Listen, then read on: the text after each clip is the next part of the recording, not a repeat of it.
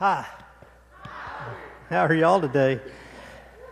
Well, I'm going to wrap up my series today called The Journey, and I hope that we can leave here today inspired, and I hope that we can leave here today motivated to walk along the path that leads to life. I'll just look around, and everywhere I see people just living in death and destruction and struggling and not getting and not experiencing all that God has for you. And this series was about this journey that leads to life. And when we started, and I want to kind of go through it so you can put it all together today. So if you hadn't been here, this is a good day because you can come in and get the whole thing here at one time, okay? So this journey to life, it starts with a new life. Jesus came and He lived and He died so that we could be made right with God. Do you guys realize that? And I think that if we miss that, we can never experience all that God has for us. Jesus has made us right with God. That's what the cross was all about. So if you're trying to perform the journey so God will like you, you're wasting your time. You're spinning your wheels. It's never going to work out for you. Jesus has already made you right with God. Isn't that good? That's the gospel. People are like, oh, this is the gospel or that's the gospel. Here's the gospel. This gospel means good news. And the good news is you have been made right with God. Now that excites me because I didn't want God to be against me. It just doesn't seem like that would be the most productive way to live. So I've been made right with God and you have been made right with God. And here's the great news about that is that you can do nothing else to make yourself more right with God. He loves you. He loves you passionately, and you can't make Him not love you. Isn't that great? So why then all the death and destruction in the world? Why then all of the people missing out on all that God has for us? Well, it's because we don't follow the will and the ways of God.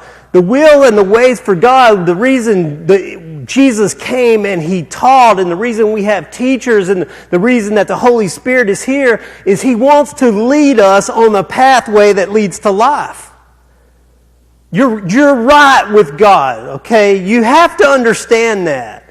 But just because you're right with God doesn't mean that you're automatically going to be living life. There is a way that we live that leads to life. And this is not a new thing, and this is not even a New Testament thing. In the Old Testament, God gave His laws and He gave His will, and He said, if you will live by these, you will have life. And if you choose not to, then there will be death and destruction follow you all the days of your life. And some people choose to live their own way, and some people choose to live the way of God. Jesus said it like this. He said there's two gates you can go through, and there's a narrow gate, and that narrow gate leads to life. And He said few people go that way. And then there's a broad gate that everybody seems to enter through, and that way leads to destruction. And I see that all around me. I want you to leave here today at least informed, okay? Because you can't go home today and claim ignorance, like, oh, I just didn't know. I don't know what's wrong. When you're running into all these troubles in your life, and you're got that feeling of death on you, and you're just being consumed, and life isn't working out. I want you to know that is probably because you're in a broad path. You probably are on some kind of default path. Like you're looking around and you see the ways of the world and you listen to Dr. Phil or all these people and they tell you what's the way that really gives you life, and you go on that path and it's a broad path. And the Bible says that it leads to destruction. But there's the way of Jesus. There's the way of the teachings of Jesus, the way of the life of Jesus. There is the way of the will of God. There is the path that is led by the Spirit of God. You realize God is Spirit, right? And He is among us and within us. Isn't that amazing? That God said in the Old Testament, He said, a day will come when I will dwell among my people, and I will be their God, and they will be my people. I will write my will, my laws, I will write it upon their hearts, so they will know me. And then He sends Jesus to reconcile heaven and earth and to redeem and restore all things. And God then comes and makes His home among us and within us.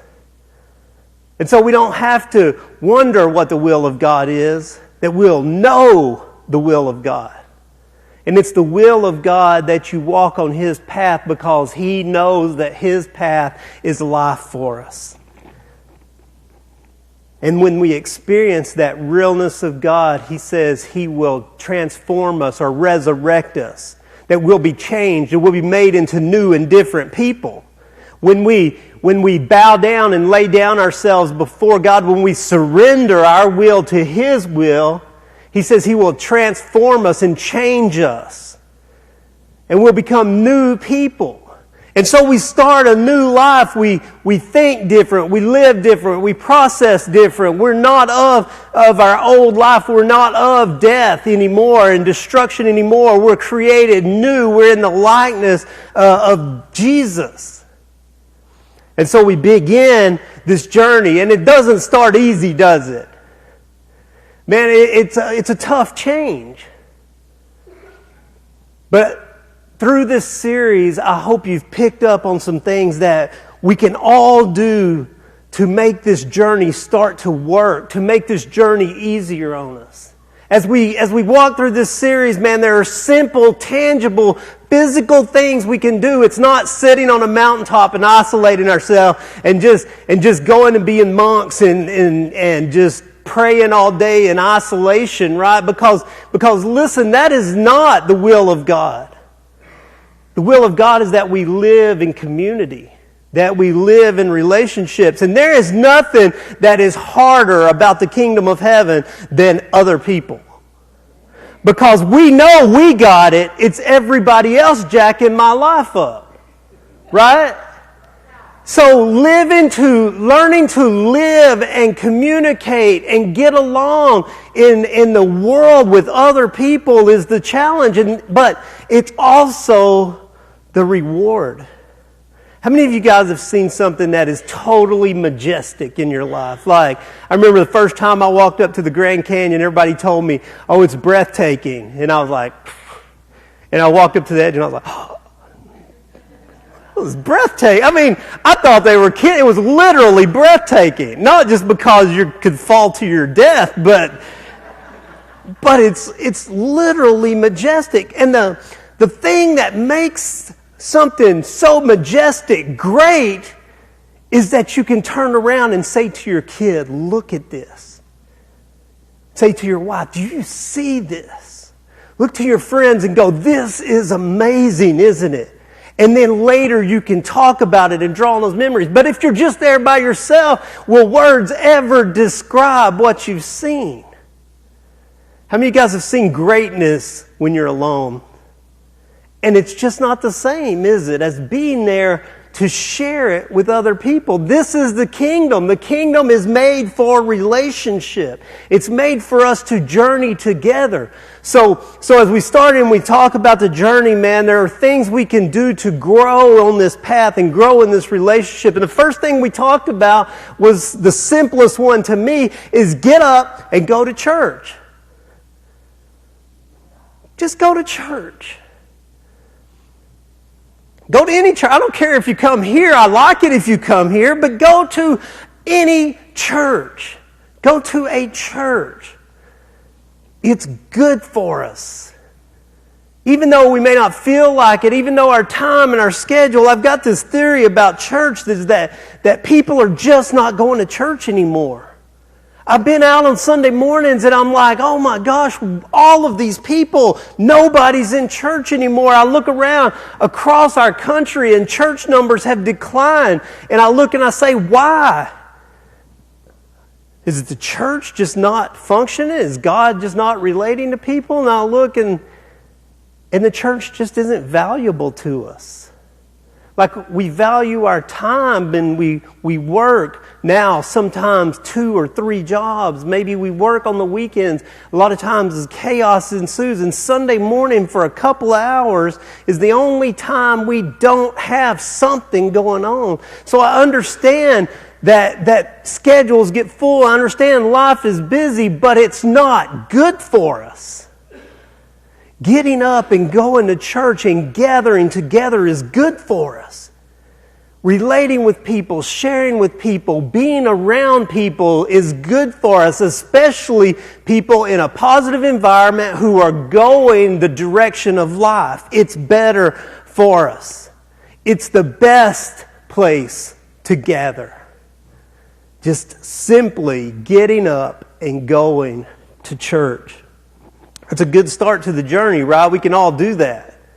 It's easy, man. Just get up and go to church. This is greatness about our church. You can come in your pajamas. Nobody is even going to look at you twice. Nobody will question it. You can come however you look, however you want to. No one will question it. The only time you would ever get questioned here, you walk in here in a suit and somebody might go, somebody die?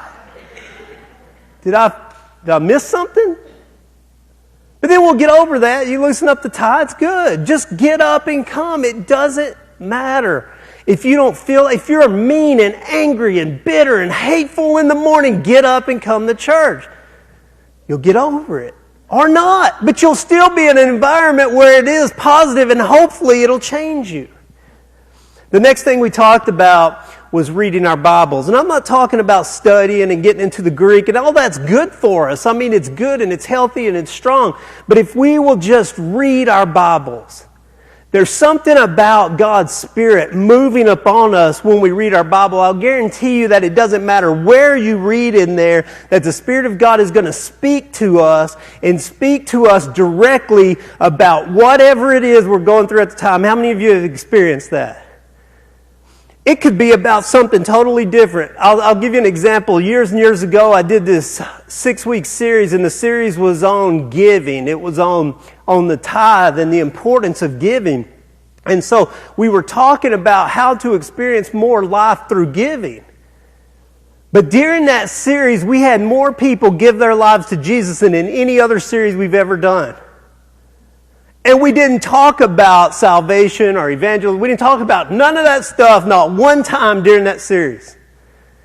But there's something about opening God's Word and speaking truth that lets God speak to you what you need.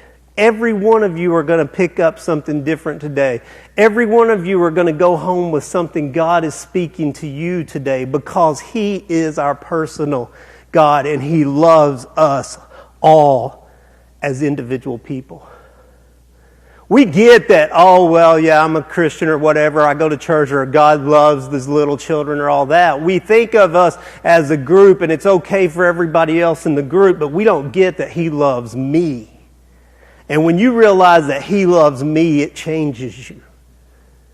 It changes us. And He wants to speak to you. And so many times, if we will just open our Bibles and read, and it doesn't matter where, I would suggest starting in the Gospels, reading about the life and the teachings of Jesus. I would suggest opening to the book of John. The book of John writes about the heart and passion of Jesus. It talks about what Jesus said to His followers in private. It's such a good read about getting the love of Jesus. And if we'll just read, man, it'll change us. The next thing we talked about that we can like go to church and read our Bible, right? Like that stuff, that's pretty easy stuff. No spirituality required. Like you can be just whatever, checked out. I don't even want to talk to God. I don't even care about God. And it still is helpful. It's still life-giving and life-building. The next one requires effort from us, though. We need to learn to serve. We're in a world that's growing more and more self-consumed all the time. Everything that drives our life is about us. It's about us being served, about what we can get, how we can build our kingdoms, how we can get ahead, and everything becomes I, me. We've got to learn to think of others. And it may start with small steps. Maybe the only other you can bring yourself to consider or think about right now is your kid. Hey, that's a good start. Your kid needs you to consider them over yourself. Your husband, your wife needs you to consider them over yourself. The definition of love for me is sacrifice. Love is sacrifice. And I can't say I love my wife or love my kids if I don't sacrifice myself, my wants, my needs, my desires over and give them to them. And when they do that for me, then we have connection and we have relationship. And the way the kingdom of heaven works is if everyone is considering others more than themselves, then everyone is receiving all they need, but growing and entering into life by giving. See, the only thing that will ever satisfy us in life is to give ourselves away. When we have nothing that has value, love has no value until it's given. We talk about this all the time. Money is green paper until it's given, right? Like money just piling up is just green paper that stinks, got germs all over, it's nasty. Right? Who would want that? What makes money valuable? When I give it, when I let go of it, then I receive, right? I never receive until I let go of it. That's why this is the way love works. This is the way our world works. When we give is when we receive. When we serve, when we think of others as better or greater or just not even that, but just if we think of others first. If we see someone hurting and say, man, this would make them feel better. I think one of the things that if we wanted to know what our purpose in life is, and so many people talk about this all the time, but if we want to know why we exist, we all individually are here to make the world around us a better place. See, Jesus commissioned His followers to commission their followers to commission their followers to commission their followers to restore the world to God, to make the kingdom of heaven known. So what do we have? We have the same obligation, we have the same responsibility that Jesus had. We want Jesus to do for us, right? But for us to receive that, we have to do as Jesus to others. And when we serve and when we care for and when we think of others around us, we are improving the world around us. We are making this a better world. There should be no one that lives around us that say the world is going to hell. We should be making the world a better place. We should be making the world more life. We should be putting more life into the world, not taking from and consuming. We should be pouring out with everything. And when we do that, and when we care for others, and when we think of others, and when we put others first, and when we surrender that good parking spot because there's a little old lady behind us that's going to have to walk if we don't, man, we're making the world a better place. Right? I was driving around this weekend, and I cannot figure out how we exist in our world with guns in it. Because there is so much anger and rage out there. Like, I'm surprised people aren't just getting off all the time. It's crazy, but like you pull up to a gas pump and you're sitting there waiting and somebody's going to pull in front of you because their time's more valuable than yours. Then it just starts to be mean, doesn't it? And you wonder, why are people so mean? Why is everybody so angry? And I have a theory that it's the Texas heat. I don't think anybody should live where it's this hot. It's not right. And so I think everybody should migrate. And people would be nicer, right? No. Go up north. Doesn't get better, right? We've got to learn to be nicer to people, serve people. The next thing we talked about was giving. If you want to stay on the path, you have to make your priorities. You have to set your priorities. If you really want to experience all that life has to offer, you have to establish a priority. And we have to establish that God is our priority, because there's nothing else that is going to give life. God has to be our priority. Well, if money is what's most valuable to us, then we have to establish that God is a priority with our finances.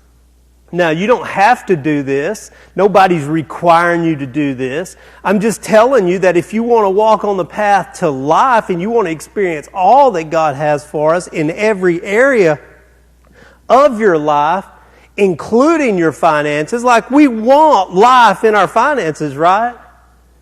We don't want to lack and be short and always be feeling oppression and death in our finances, correct?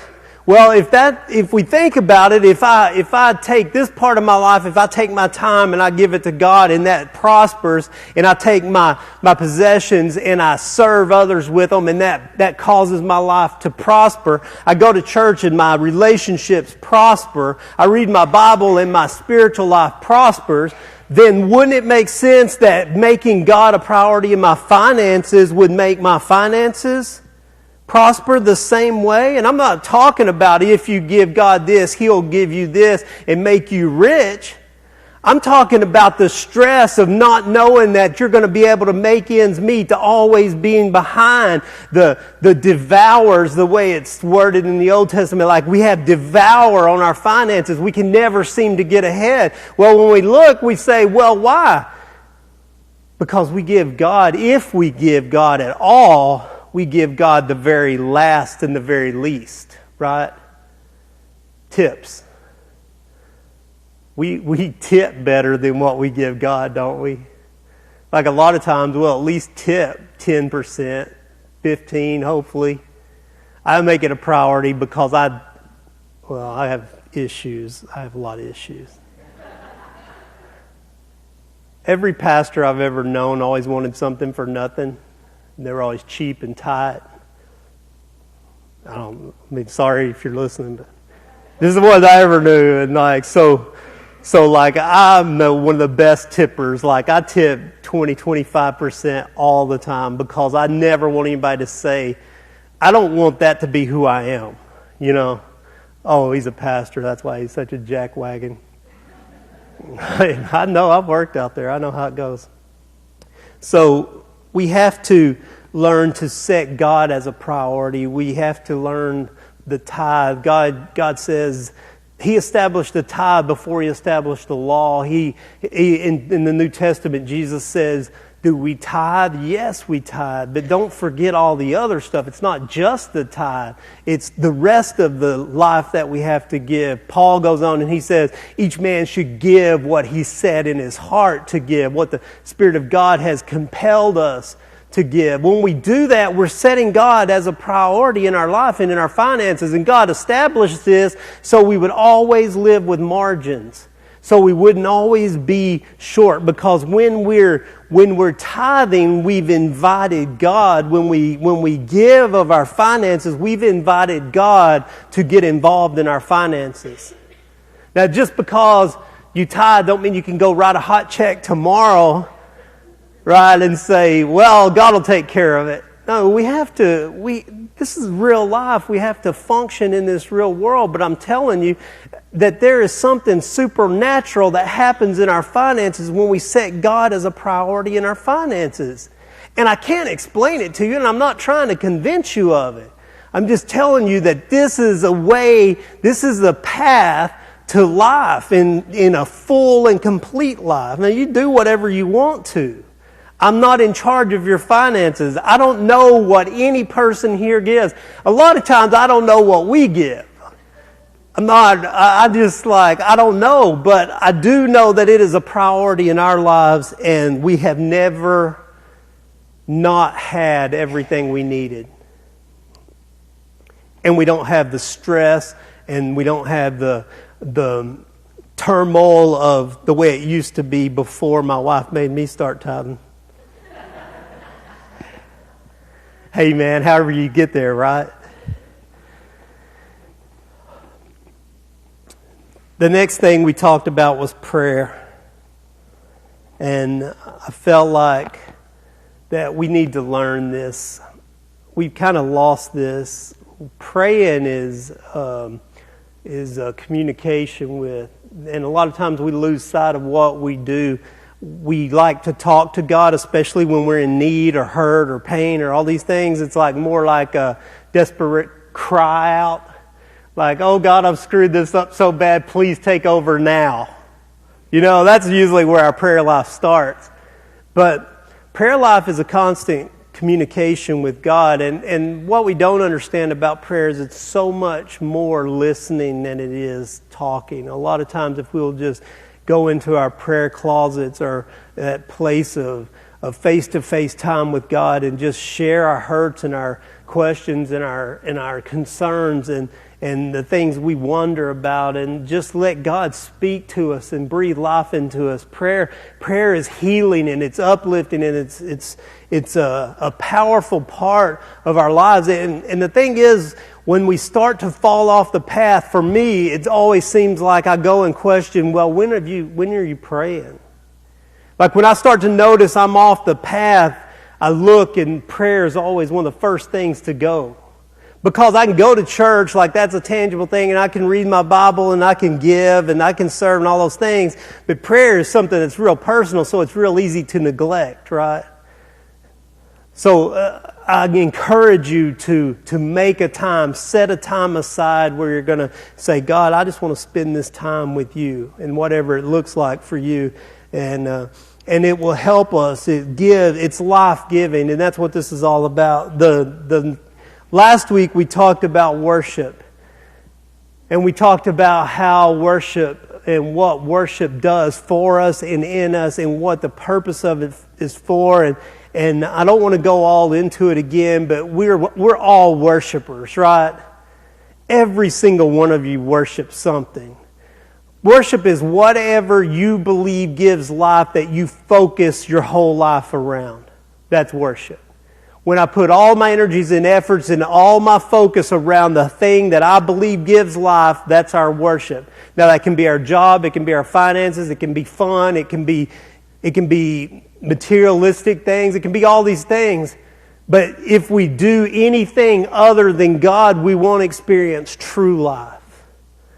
And we talked about how music connects us to God, and how it moves within us, and how worship music allows us to break down and move and express things that are deeper than our conscious level, right? And so I encouraged you tangibly to worship. Listen to worship music. Put on worship music. Put on music that is God-based and God-centered, because it changes things. Anybody try that? It works. It's like for real. God's real. Like, I don't know why everybody's shocked. Everybody got like, man, I tried that. It worked. I'm like, well, it's because God's real. Like, He truly does consume us when we worship Him. That's a good thing.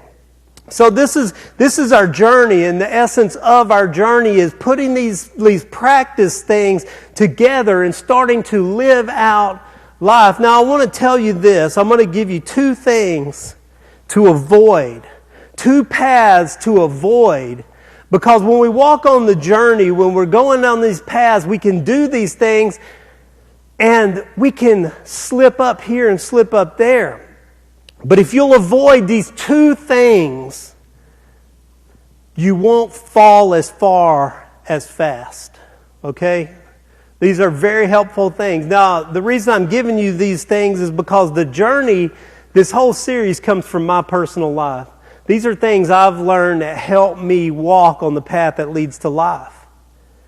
These two things to avoid are things that I didn't do early on that cost me big time. it caused my slips to be treacherous falls. Okay, there's a difference between slipping on soft, dirt, sand, or slipping on a rocky path on the side of a cliff, right? I'm going to tell you things to avoid slipping off the cliff. These are hard, though. These aren't easy like the other things. The first thing to avoid is the used to do's. I used to do this. I used to do that. Quit doing what you used to do. You're a new person created new and you have a new life. The first thing that I would tell anybody is what you used to do led to death and didn't work. Stop doing that. Stop doing that. You know yourself that there are certain places you go and certain things you do and certain things you look at and certain things you read and certain things that you do that you don't need to do because it is a slippery cliff. Whenever I first changed, I remember I went to the ballpark in Arlington and I was out the ballpark. And just walking into the ballpark, I started tasting beer. The bad place for me to be. It was a bad place for me to be because it was a used to do and it brought back all of these natural desires. So I avoided that place for a long time. I don't go to water parks. My daughters will tell you I don't go to water parks. Why? Because I struggle in those areas. And man, girls seem to just wear less than they would wear walking around their own house out there. I don't understand. Like, is it okay to walk around in your underwear? I guess so. I can't do that. I don't go to water parks. Why? That's something I would have enjoyed. But I know that's a slippery slope. I don't go to those places. I avoid the used to do's because I may be strong enough, but why would I want to walk on a slippery cliff? Man, you got friends that are shooting up heroin and you know it. Stay away from them. Don't go to those places where you know there are going to be drugs. Don't go to those places where you know there's going to be drinking. Don't go to those places where you know there's going to be that person that tempted you, that's tempting you, that's hitting on you, that's trying to get you to cheat on your husband or your wife. Don't go there. It's not good. If you have a problem with money, don't go to the mall. Don't go to Walmart. Like, I'll tell you this, and if you need to borrow one, plenty of people in here will let you borrow one. Take a screaming kid with you and go to Walmart. Because you will want out of there so fast, right? You've got to don't take money, take cash, and you cannot spend more than this cash. If you're struggling with these things, man, there are things you can do. There are things you can avoid to stay on the path. Things that are going to steal and take your life from you. Do you understand? I don't know, I can't cover all the examples, but man, all of you are thinking of something that you need to avoid. You may just need to not get on your computer. Because there's all kinds of pop-ups and all kinds of things that are going to lure you down a path. Maybe you don't need to be on your computer or never be on your computer when you're alone. Just leave it off, shut it off, turn it off. Whatever it is, the used to do, stay away from them. Here's the second thing to avoid. Me and Chris used to say this because for him it was the used to who's. It was the who's that he used to hang out with.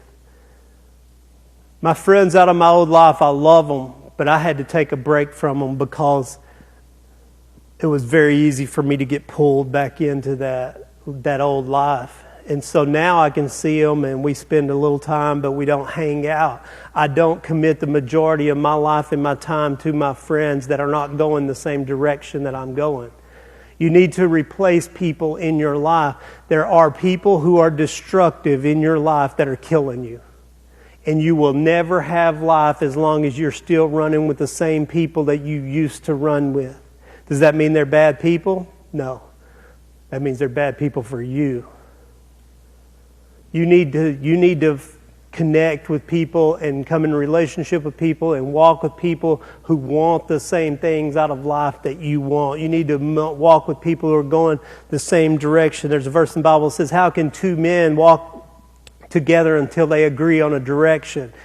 This is true. It's true in every part of life. Until you agree on a direction, you're never going to walk with somebody. So if you're walking with somebody, you've agreed on a direction. What direction is that? Here's what I noticed. When I chose my direction first, the used to who's left. They didn't like the direction, right?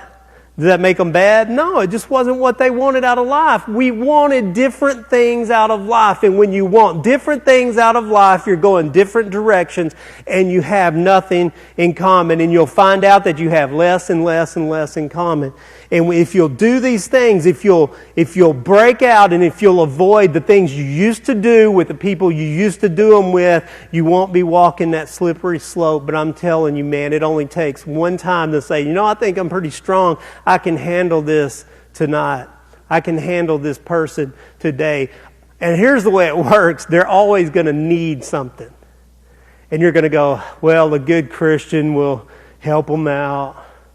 The next thing you know, you're smoking a joint. Next thing you know, you're out. Next thing you know, you're cheating on your wife. Next thing you know, you never intended for any of that to happen. Nobody ever does. Man, it was so easy for me to find myself in the wrong place with the wrong people. And man, every time it was hell. And it wasn't just a night because it took a long time to recover, right? When you fall off a cliff, it takes a long time to climb back, doesn't it? So we got to avoid these things. If we do, we will have life. Here's what I want to leave you with today. In Ephesians chapter 5. Ephesians chapter 5 and verse 1, it says, Ephesians is a great book. It's real encouraging about walking in a new life. But in Ephesians chapter 5, verse 1, it says, therefore be imitators of God as beloved children and walk in love. Walk in love. And if we can walk in love, if you forget everything I've told you, if you forget everything about the journey, if you forget what to do or what to avoid, if you can remember this one thing, you'll be okay. Walk in love. Let everything that you do be in love. Let your attitudes, your opinions, your anger, your bitterness, it'll erase all of that. If we walk in love, if we are committed to walking in love because God is love, and when we walk in love, we are walking in the will and the ways of God. Easy enough, right? Till you get out that front door. That's when it always happens. It's okay. I only got to remember, I can walk in love. I can do this. I can do this today. Are you guys encouraged? It's easy enough, right? Like you know now. Like it's simple. This is simple to have life. It does. It gets easier. The more we do it, the more it becomes a habit, the more it becomes automatic. Tithing is hard when you start, but it becomes so easy once you do it. It just becomes natural. You don't even think about it anymore. Going to church, it's so easy. It's so hard to start, but once you get into it, it's just what you do. Reading your Bible, it's just what you do. And praying to God, it becomes so natural, like it's real intimidating at first. But it just becomes what you do. And so the more we do these things, the more we practice this journey, the more we're going to enter into life. And before you know it, man, you're going to be like, wow, I'm feeling it. This is like easy. And then you get kicked in the teeth and you start over. Keeping you honest. That's the way it is. All right, you guys stand with me and I want to pray for you and then we'll dismiss.